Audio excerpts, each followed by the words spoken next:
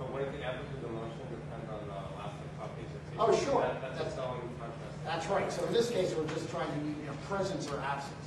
But absolutely, it would depend on that. What we'd really like to do is develop contrast agents, with Brownian motors or something that has, intrinsic frequencies built into the contrast agent itself. Then we should be able to be selectively sensitive.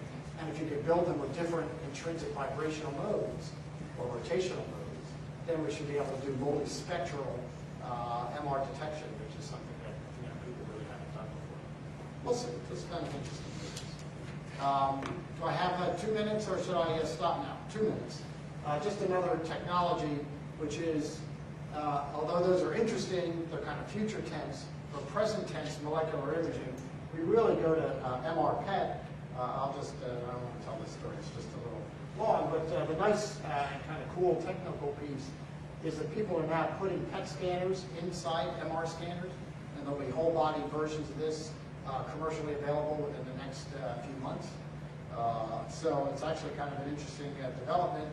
The nice thing, of course, is that MR and PET are kind of beautifully synergistic. MR is the high spatial resolution. It can measure things, like hemodynamics very well, tissue microorientation, tissue structure very well. Whereas PET, of course, is the predominant means to look at low concentration chemical moieties. We can look at everything from protein synthesis to basic metabolism to amino acid transport, neurotransmitters, and people are now developing HDAC, epigenetic sensitive markers, neurogenesis specific markers, and the way that MR is physics, PET is chemistry, and it's really just limited by the chemistry, and the result is it's really fun to bring together. Let me just go on from this story. This is just a clinical application. But here's just some pictures. There's the PET scan of a patient with a large, a very aggressive lesion. There's the MR, and of course, they come out kind of at the scanner at the same time. But it basically means that we can take, the PET image, the diffusion image of water diffusion, vascular images, perfusion images, and kind of take them all at the same time. Let's see if I can actually get this to stop. It's telling me that time is up. I think it probably is. Stop. Oh, there we go. Okay, well, we went way too far. So, I'll just mention this notion that I think a really cool opportunity is the notion of kind of combined probes that are where you can use kind of both to effect. For example, you can make MR probes that are pH sensitive, meaning their MR relaxation properties change as a function of pH. The problem is that the change in signal depends not only on the pH, but it depends on the concentration of the probe. And there's no independent way to measure that because you're just measuring a change in signal with MR. But of course with PET, you can quantify the concentration using the PET side of the probe. You can then back that out to measure the pH using the MR relaxation changes. And because the PET tracer is present in such small quantities, you could have, say, a gadolinium tracer with a little bit of copper 64 in it, quantify it with the PET in terms of its concentration, and from that measure pH or anything else that you can make, electrophysiology, electrostatic changes within the tissue, anything that you can kind of design an MR probe around. And we think this is another kind of interesting area of molecular development. So, with that, we're kind of stuck with how we're going to do dynamic metabolism, receptors, gene-specific, functional, broadly defined activation imaging. But I think that the future says that this is fairly bright, and so the question to this community of biologists is, what do you most need? None of these will be easy. What do you most need to measure? What's going to give you the most informative signal? What metabolic event, biochemical event, ultrastructural event would you most want to measure, say, in a human tumor to confirm your hypotheses from animal models, et cetera? And then we need to get to work to give you that tool. Yes, I have a question. Can you do implantable coils during surgery in humans? Any implant coils? You could. You'd have to get them FDA approved. It's not a trivial thing. in animal models, including primates, is easy and done routinely.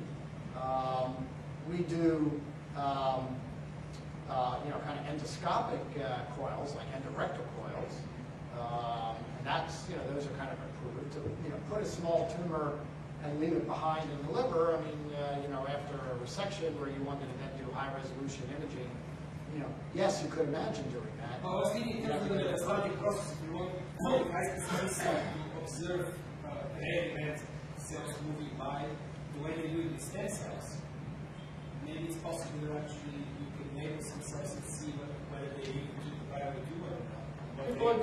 People have developed endovascular coils, which have high, sensitivity and resolution, but none of them are approved for human use yet. So animal models, yes. Human use, you'd have to be motivated. And you can see a single cell with us, right? Kind of, in some settings, maybe. Is about the best I can give. In very optimistic settings where you have things kind of in your way. I mean, to see single cells moving into the bone marrow, I don't know how to do that with them all. I mean, I'd love to, and maybe somebody else. Moving out of the organ, say, the prostate, out of the we're not there. So, I'm curious as to how good PET MRI, how much it's going to move us forward. For example, in prostate cancer, it's a multifocal disease. There's often multiple tumors in the prostate, one of which may grow up. And because we have this rough tool called PSA, if a guy's PSA gets to 4, we find the cancer, and we end up taking out, 10 cancers for every one that we. And we have no clue which ones actually would have done more to that patient and which ones wouldn't. Right. So with PET MRI, do you think if we had if you had the marker, right? If you could say this molecular event is predictive of those tumors that are going to metastasize and be bad, then I have a chance to go in. What about simple marriage of metabolic activity of that small tumor? If FDG is a marker of those tumors that will be more aggressive, then the answer is yes. But if it isn't, and I don't know that the data would suggest that actually it isn't, then FDG in particular, in prostate tumors in particular. I also don't know if that's a proper resolution. I don't think so. It's so slow growing. It's just not a great marker. We need a more specific marker. But that's where we need to turn to you guys. If you can give us the marker, we can find a way to label it. I mean, that's not obviously always true. But then it becomes a chemistry problem. And, there are clever chemists out there. Already, today, PET labeling of any arbitrary compound is actually rather limited. There's only certain compounds that you can realistically label. But that's changing rapidly. 5 years from now, we're going to have a much broader toolbox of chemical tricks so that we'll be able to label anything. Then the question is, can we design the labels in such a way that we can, kind of do clever measurements in kinetics, rate constants. It's not enough to just say, oh, well, there's, HDAC, there, but we need to know what's the rate of the process of the tumor. And the answer is, well, there should be ways to do that, based on preferential trapping and, kind of chemistry around that. I think that will advance rapidly over the next few years. We need some good targets to get us thinking about that. I mean, what my synthetic chemist, this great guy, Jacob Hooker, says, he's waiting for somebody to say, tell me to make this, and I'll make it. Right? I don't care what it is. If you give me the challenge, I'll find the thing and I'll make it, if you tell me why it's important. So that's what we need. In prostate cancer, you need to tell us what's the marker that's the one that's going to give us the best hope of being sensitive to which one. Because you're right, we're biopsying all these guys, seem to be me, no doubt. We're resecting their cancers, and we really have no clue whether they're going to be bad for them 20 years from now or not. Right? The data suggests that most of them won't be bad for them. Right. Every man here is going to die with prostate cancer, but not of prostate cancer.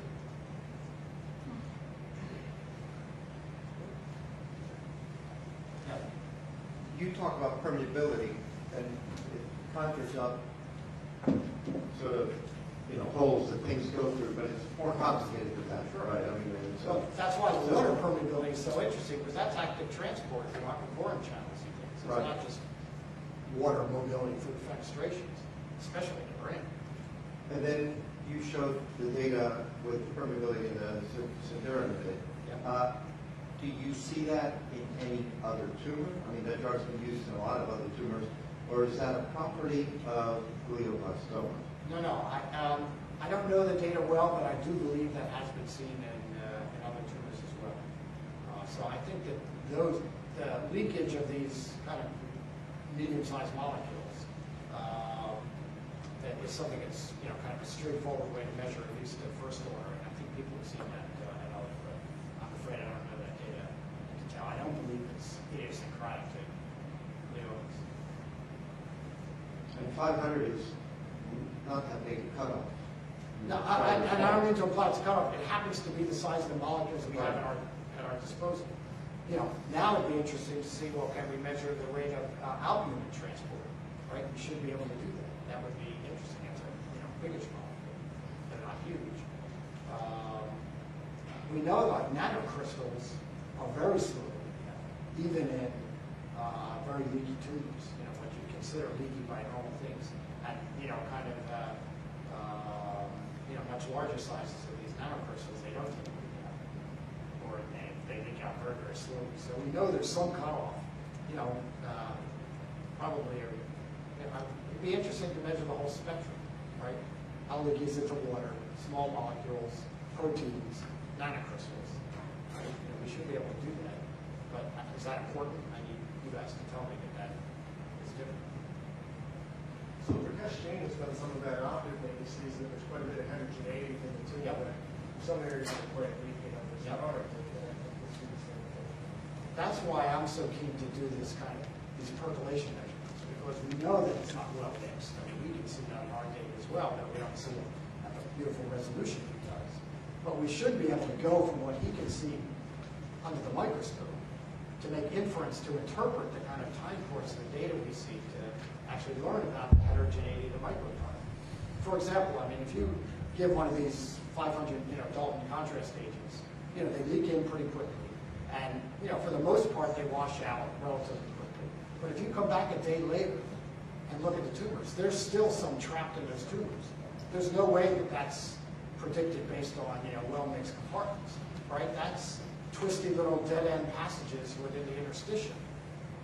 What does that imply in terms of the delivery of chemotherapeutic agents, the structure, the microstructure of that environment, right? I mean, we should be able to measure that. That would seem to be interesting based on the conversations I heard this morning, but nobody's done it yet. They all model it using these very simple, two-compartment well-mixed models, and they're wrong. And do you see a difference as the tumors get larger? Maybe you haven't looked at small enough too. So some people think that the barrier is intact in smaller tumors, and it's only as they get larger that It's funny, it's not so much at least in the brain. Now, again, brain tumors are separate. But, there's something different about the tumors, and it's not strongly correlated to size. We see very tiny tumors that are very leaky and very aggressive, and very large tumors that aren't leaky at all. I mean, the blood-brain barrier is still relatively intact, even for many large tumors if they are just low-grade lesions. So there's some other switch that causes the nature of the angiogenesis of those tumors to change in such a way. The question is, are those angiogenesis, is it vessel co-option in those, right? I mean, there's two processes. There's generating new vessels, and then there's co-opting existing vessels. Maybe that's what these low-grade lesions are doing, but the blood-brain barrier is intact. We have, it's one of those areas that I think we can only now explore.